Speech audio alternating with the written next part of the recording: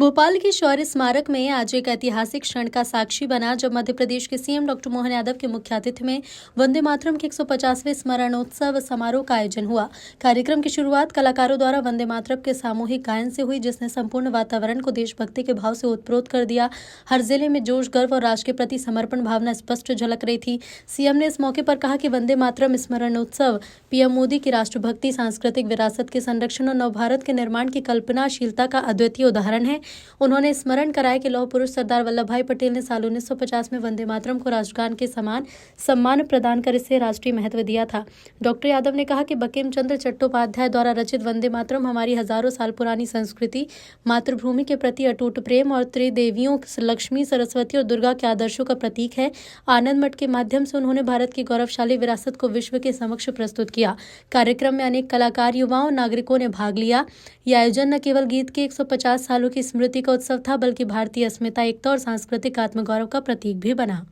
वंदे मातरम के 150वें वर्ष के स्मरणोत्सव में अभी हमने यशस्वी प्रधानमंत्री के उस मनोभाव को भी देखा, उनकी उपस्थिति को भी देखा। ये उनकी कल्पनाशीलता भी है, जिसके आधार पर अतीत का 150 साल पुराना वो अप्रतिम गीत, जिसने न केवल आज़ादी की अलख जगाई, बल्कि लगभग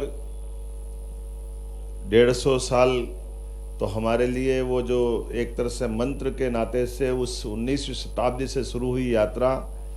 गुरुवर रविंद्रनाथ टैगोर ने 1896 में उसको स्वर दे करके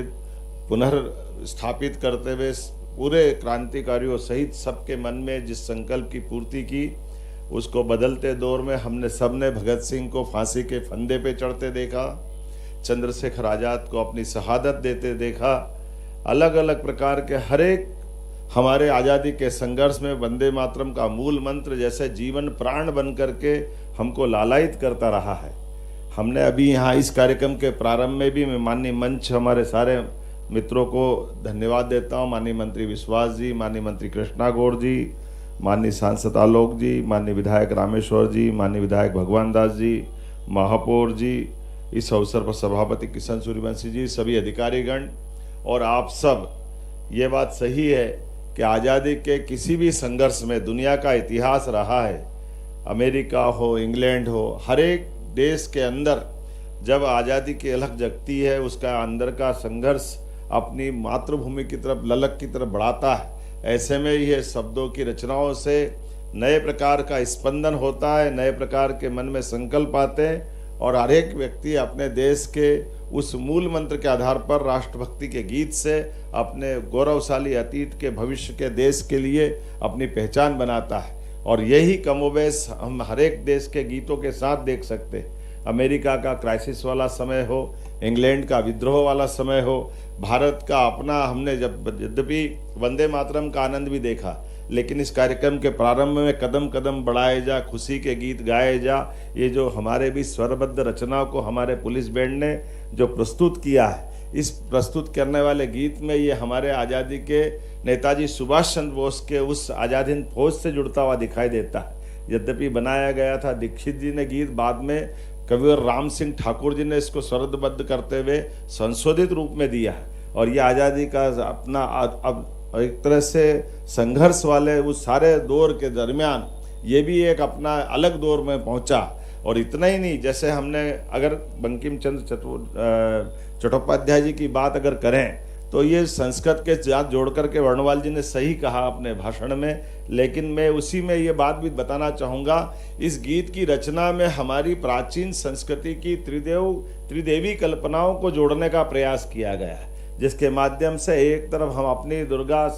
दशप्रहरण धारणी दुर्गा की ताकत से हमारे अपने अतीत के गौरवशाली पृष्ठ में हमारी अपनी सांस्कृतिक विरासत पे भी हम गर्व करते हैं। और कमला कमल दल विहारिणी, इसका मतलब महालक्ष्मी का भी स्मरण करते हुए इस गीत के माध्यम से जोड़ने का, और हमारी सांस्कृतिक विरासत में महालक्ष्मी का जो प्रताप है ये उसके प्रति भी नमन है। और वीणा जो हमने अपनी माँ सरस्वती के प्रति जो इसमें कल्पना की है, कामना की है, यद्यपि चटर्जी ने इसको स्वरबद्ध करते हुए और इसकी लिपिबद्ध करते हुए आनंदमठ नामक उपन्यास के माध्यम से दुनिया के बीच इस गीत को रखने का प्रयास किया और वहाँ से उठा करके अंदर की जो अंतरतम भावना, ये हजारों हजार साल वाली हमारी गौरवशाली उस प्रतिष्ठित भावना का पुनर्जागरण का एक काल था, जिसके कारण से हम आज भी उस भावना के आधार पर लोग बड़े गजब है। इस मामले में भी देखना चाहिए कि हमारी ये त्रिदेवियों की कल्पना हजारों हजार साल वाली, जो समझदार है वो नादानी से चुप रह करके